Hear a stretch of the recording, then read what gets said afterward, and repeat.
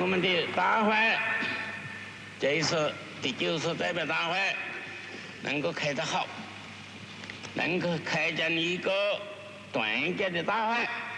Fellow delegates, the political consultative conference so eagerly awaited by the whole nation is herewith inaugurated. Our conference is composed of more than 600 delegates, representing all the democratic parties and people's organizations of China, the People's Liberation Army, the various regions and nationalities of the country, and the overseas Chinese. This shows that ours is a conference embodying the great unity of the people of the whole country. It is because we have defeated the reactionary Kuomintang government backed by U.S. imperialism that this great unity of the whole people has been achieved. In a little more than 3 years, the heroic Chinese People's Liberation Army, an army such as the world has seldom seen, crushed all the offensives launched by the several million troops of the U.S.-supported reactionary Kuomintang government and turned to the counteroffensive and the offensive. At present, the field armies of the People's Liberation Army, several million strong, have pushed the war to areas near Taiwan, Guangdong, Guangxi, Guichao, Sichuan, and Xinjiang. And the great majority of the Chinese people have won liberation. In a little more than 3 years, the people of the whole country have closed their ranks, rallied to support the People's Liberation Army, fought the enemy, and won basic victory. And it is on this foundation that the present People's Political Consultative Conference is convened. Our conference is called the Political Consultative Conference because some 3 years ago, we held a political consultative conference with Chiang Kai-shek's Kuomintang.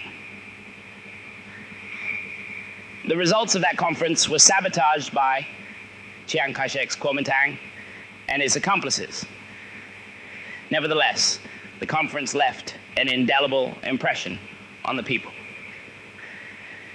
It showed that nothing in the interest of the people could be accomplished together with Chiang Kai-shek's Kuomintang, the running dog of imperialism, and its accomplices. Even when resolutions were reluctantly adopted, it was of no avail, for as soon as the time was ripe, they tore them up and started a ruthless war against the people. The only gain from that conference was the profound lesson it taught the people that there is absolutely no room for compromise with Chiang Kai-shek's Kuomintang, the running dog of imperialism, and its accomplices.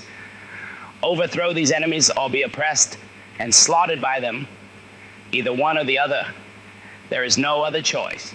In a little more than 3 years, the Chinese people, led by the Chinese Communist Party, have quickly awakened and organized themselves into a nationwide united front against imperialism, feudalism, bureaucrat capitalism, and their general representative, the reactionary Kuomintang government, supported the People's War of Liberation, basically defeated the reactionary Kuomintang government, overthrown the rule of imperialism in China, and restored the Political Consultative Conference.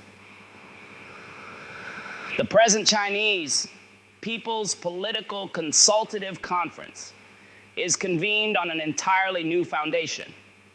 It is representative of the people of the whole country and enjoys their trust and support. Therefore, the conference proclaims that it will exercise the functions and powers of a National People's Congress. In accordance with its agenda, the conference will enact the organic law of the Chinese People's Political Consultative Conference, the organic law of the Central People's Government of the People's Republic of China, and the common program of the Chinese People's Political Consultative Conference. It will elect the National Committee of the Chinese People's Political Consultative Conference and the Central People's Government Council of the People's Republic of China.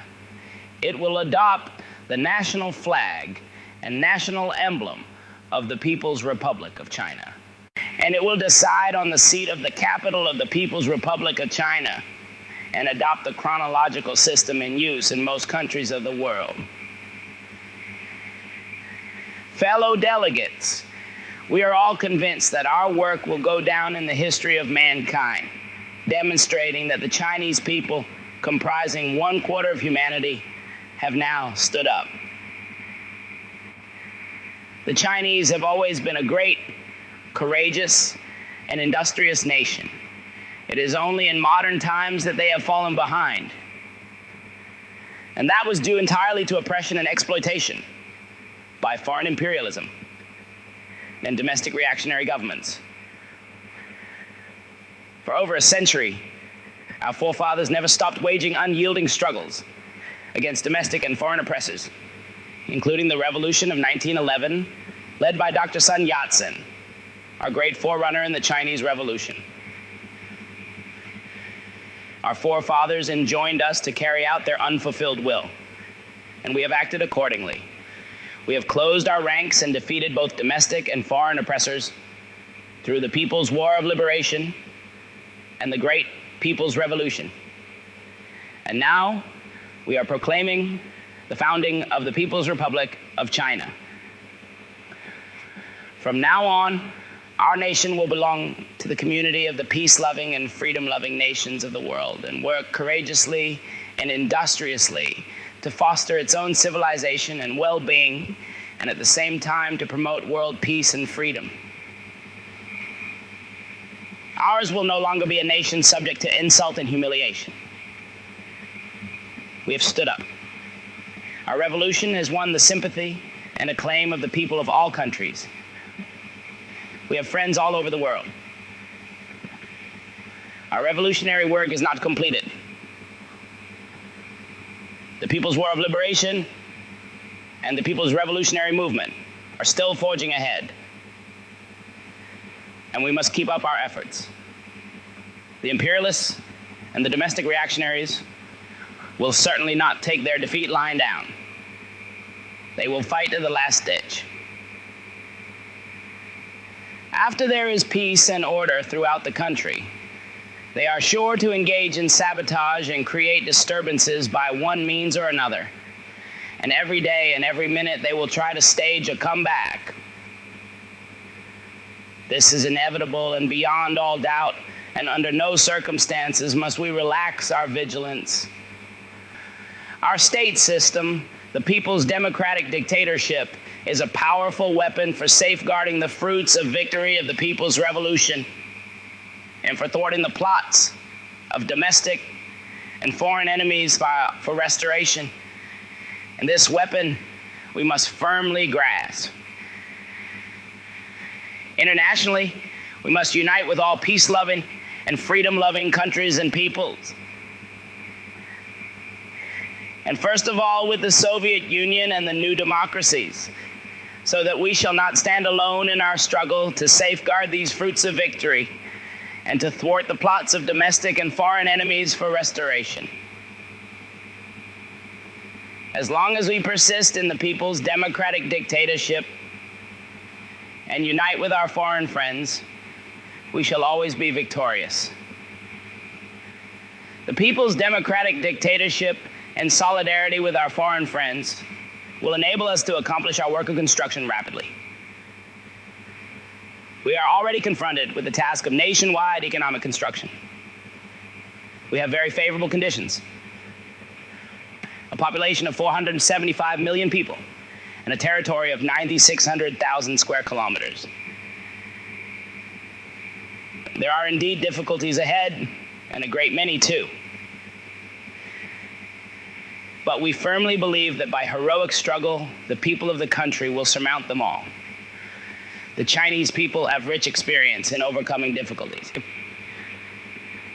If our forefathers, and we also, could weather long years of extreme difficulty and defeat powerful domestic and foreign reactionaries, why can't we now, after victory, build a prosperous and flourishing country? As long as we keep to our style of plain living and hard struggle, as long as we stand united And as long as we persist in the people's democratic dictatorship and unite with our foreign friends, we shall be able to win speedy victory on the economic front. An upsurge in economic construction is bound to be followed by an upsurge of construction in the cultural sphere. The era in which the Chinese people were regarded as uncivilized is now ended. We shall emerge in the world as a nation with an advanced culture. Our national defense will be consolidated, and no imperialists will ever again be allowed to invade our land. Our people's armed forces must be maintained and developed with the heroic and steeled People's Liberation Army as the foundation. We will have not only a powerful army, but also a powerful air force and a powerful navy. Let the domestic and foreign reactionaries tremble before us. Let them say, we are no good at this and no good at that. By our own indomitable efforts, we the Chinese people will unswervingly reach our goal. The heroes of the people who laid down their lives in the People's War of Liberation and the People's Revolution shall live forever in our memory. Hail the victory of the People's War of Liberation and the People's Revolution. Hail the founding of the People's Republic of China. Hail the triumph of the Chinese People's Political Consultative Conference. I would like to take a moment to thank all of my patrons who fund this work: Gold, Ben, DJ, Aaron, Elijah, Edward, Space Captain, Myron, Harrison, and Musicata. I could not do it without all of your support. I would also like to thank all of you in the comments for your wonderful suggestions. And thank all of you for watching. Stay awesome.